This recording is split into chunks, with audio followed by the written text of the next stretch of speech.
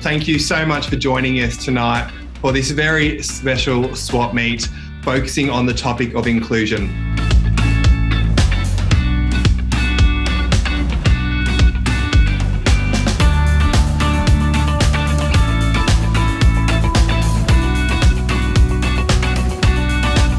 Gender is really a spectrum. People can move up and down the gender scale and identify differently on any given day. Why do we need to have one standard that is normal and healthy and superior and above all others in the hierarchy?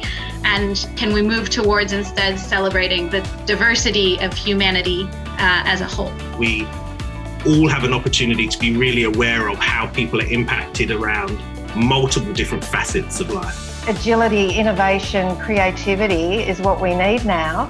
And who brings that? Inclusive teams.